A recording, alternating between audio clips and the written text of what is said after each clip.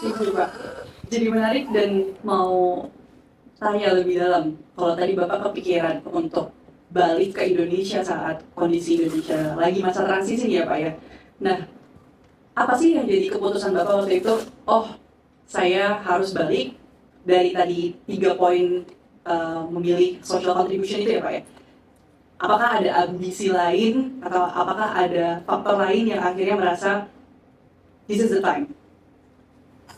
Kalau pada waktu itu tidak ada yang khusus. Saya membayangkan dari 3 kriteria itu, ya jadi dosen. Intellectually growing, financially good, socially impactful. Itu kira-kira yang saya, karena itulah kemudian saya ke kampus. Nah,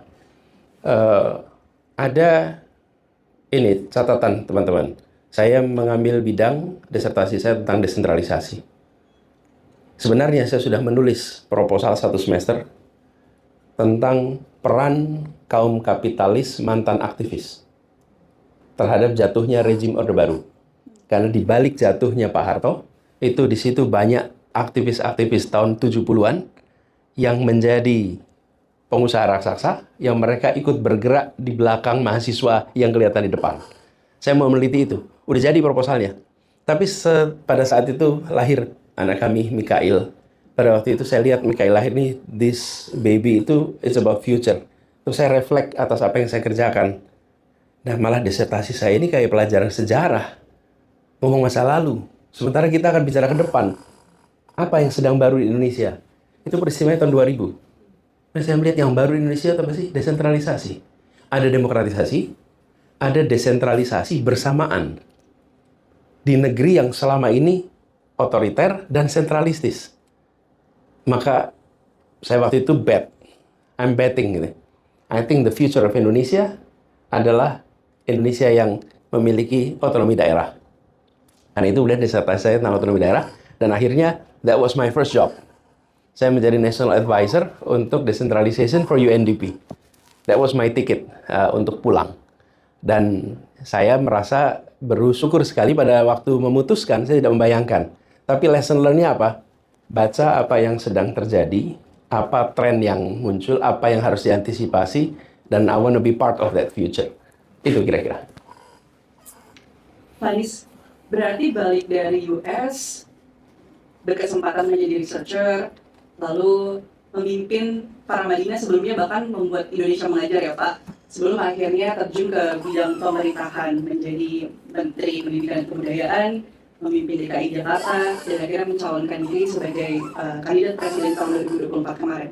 Nah, yang pengen ditanya ini Pak, dari perjalanan karir itu, prinsip atau benang merahnya apa sih Pak? Bapak menentukan dari satu bidang, akademisi, menjadi ya, itu saya tidak pernah bisa membayangkan kesempatan apa yang dibuka atau panggilan apa yang muncul. Jadi bagian yang saya rasakan ya, saya kembali ke Jakarta, saya bekerja di UNDP, dan karena urusannya desentralisasi, maka saya diberikan kesempatan untuk berkeliling Indonesia. 1 bulan itu bisa 15 hari berada di daerah. Saya nggak pernah keliling Indonesia sebelumnya. Saya tinggal di Jogja, SD, SMP, SMA, kuliah, ya di situ aja. Lalu ke Jakarta. Tapi begitu jadi National Advisor on Decentralization, saya keliling Indonesia. Karena pekerjaannya desentralisasi. Dan exposure itu reshape my view tentang apa yang sesungguhnya menjadi kebutuhan di bangsa kita.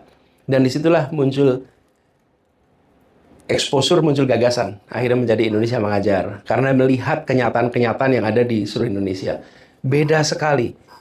Saya belajar desentralisasi, saya belajar literatur. Tapi ketika berkeliling pada masa itu, membuat perspektif itu jauh lebih kaya. Dan dari situlah kemudian ada ide-ide tadi, seperti buat Indonesia Mengajar. Yang kedua, teman-teman, karena saya fokusnya pada bidang public policy, fokusnya dulu di bidang comparative politics, maka ketika saya pulang, saya bawa diri untuk bisa memperkenalkan diri. Dan saya hadir, saya katakan tadi, ketika saya di Jakarta, I was a nobody. Tidak ada yang kenal juga, ini orang-orang dari Jogja. Jadi saya sering datang resepsi-resepsi yang tidak memerlukan undangan. Bekalnya kartu nama aja. Namanya apa? Misalnya nih, Hari Kemerdekaan Singapura, Hari Ulang Tahun Queen Inggris. Acara-acara resepsi itu, yang kumpul adalah policy makers. Yang kumpul adalah elites of policy makers, elites of politics, elites of business. Jadi saya datang tuh ke sana, bawanya kartu nama, memperkenalkan diri. Bukan mengenal diri secara satu-satu, tapi connected to them. Dan itulah yang kemudian membantu sekali, di mana saya bisa mendapat kesempatan untuk bertukar pikiran, untuk berinteraksi. Karena saya tidak bisa berinteraksi dengan orang-orang yang bisa mengambil keputusan apabila saya berada di luar loop. Nah, untuk masuk ke loop, saya menghadiri acara-acara seperti itu. Itu di awal saya pulang. Lalu, yang saya rasakan sekali, ketika saya muncul kesempatan-kesempatan yang tidak terduga dari interaksi itu. Jadi, peluang yang kemudian terbuka undangan, termasuk saya jadi ikut bicara di berbagai forum bersama Pak Khatib Basri dulu, justru karena tersambungkan dengan itu. Pertamanya one on one, setelah ngobrol one on one, Pak waktu itu masih dipanggilnya Mas Anies, why don't you come and talk to our group? Terus talk to their group, habis itu kemudian bertahap muter. Nah, lalu ketika sampai ke pemerintahan, saya juga tidak pernah membayangkan bahwa satu saat diundang untuk ikut di dalam kabinet 2014. Kemudian di DKI, itu juga sama sekali tidak terbayang. Prosesnya kalau diceritakan panjang, tapi singkatnya semua kesempatan-kesempatan itu terbuka, panggilan-panggilan itu terbuka, tapi ketika dijalani, ini salah satu hal yang saya refleksikan teman-teman. Kerendah hatian bersama birokrasi itu sangat dibutuhkan. Karena akan bekerja dengan birokrasi. Birokrasi di seluruh dunia, termasuk di Amerika, itu tidak pernah menjadi mesin yang efisien. Dan punya kultur tersendiri yang kuat.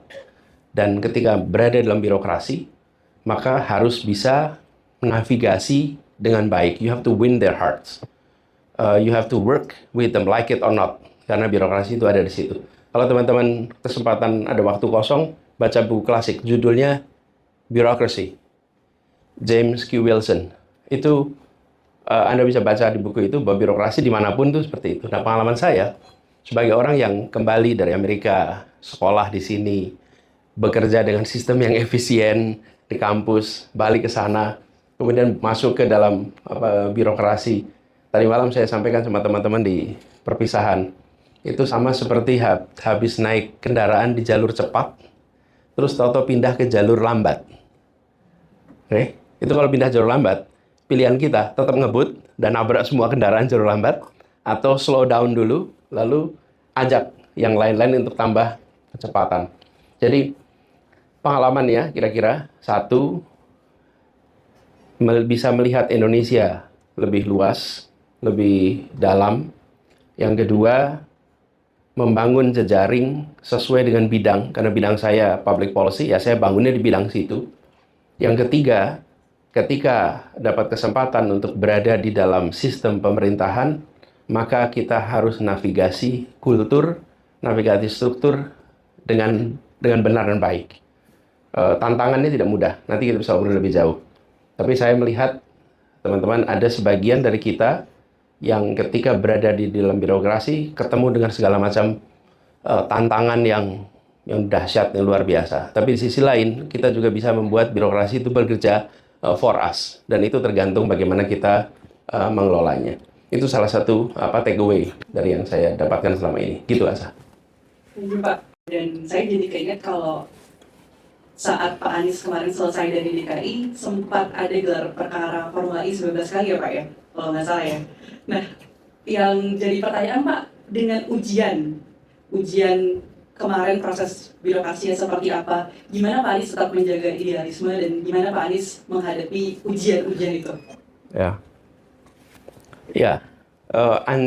Tantangan soal berada di pemerintahan itu akhir-akhir ini adalah kriminalisasi, dan itu fakta. Saya pun merasakan proses itu, teman saya merasakan juga, Tom Lembong dan yang lain-lain sekarang sedang merasakan juga. Nah, kalau kita perhatikan, saya waktu itu katakan pada semua teman-teman, pertahanan terbaik di dalam menjalankan atau terlibat di pemerintahan, pertahanan terbaik adalah ketaatan pada SOP. Itu udah pertahanan terbaik. Karena ketaatan pada SOP itulah yang akan membuat kita punya argumen untuk menjelaskan apapun yang kita kerjakan. Yang kedua, you have to win the hearts of your subordinates. Mereka harus believe in what you're doing. Bukan hanya mengerjakan. Kenapa? Karena menjadi pemimpin dan menjadi pejabat itu dua hal yang berbeda. Menjadi pejabat, semua kata-katanya diikuti. Tapi belum tentu disukai. Belum tentu disetujui kata-katanya. Tapi memang harus diikuti. Kenapa? Karena you have the authority. Tapi kalau jadi pemimpin, maka mereka mengerjakan dan mempercayai apa yang dikerjakan. Ini yang tantangan kita. Karena ketika subordinates itu mempercayai yang dikerjakan, they become part of it. Itu yang saya rasakan. Jadi ketika selesai dari ketika di DKI, tadi disebutkan, belum pernah di KPK itu ada gelar perkara sampai 19 kali. Pak Jaya Suprana sempat usul, Mas kenapa nggak diusulkan masuk ke Muri aja gitu. Karena kalau gelar perkara itu ya sekali dua kali, kalau nggak ketemu kasusnya ya udah selesai. Ini 19 kali gelar perkara. Akhirnya lewat. Mudah-mudahan lewat terus teman-teman. Tapi kalau pelajaran dari saya itu adalah satu SOP, dua win the hearts. Kemudian yang ketiga, you have to talk to all segments. Nggak bisa teman-teman bekerja di dalam setting sosial, ekonomi, politik di Jakarta, di Indonesia saat ini, di mana kita tidak berinteraksi dan berteman dengan semua. Berinteraksi dan berteman dengan semua. Bukan berarti bersetuju dengan semua. That's two different thing. Tapi berteman dengan semuanya. Whether they are your supporter atau they are your opponent, tapi harus berinteraksi dengan semua. Karena itu yang kemudian membantu navigasi ketika kita menghadapi dengan tantangan. Dan di Indonesia, soal komunikasi, soal interaksi, perkenalan dan pertemanan itu matters a lot. Saya rasa di seluruh dunia sebenarnya begitu. Tapi di konteks Indonesia saya rasa spesifik itu. Nah, itu saya rasa take away saya dari apa yang kami jalani. Dan tidak ada yang sempurna. Kalau kita dicari kurangnya pasti ketemu. Kalau dicari salahnya pasti ketemu. Karena itulah kenapa di luar SOP adalah win the hearts. Sehingga mereka percaya atas apa yang dikerjakan. Sama berjejaring yang seluas-luas.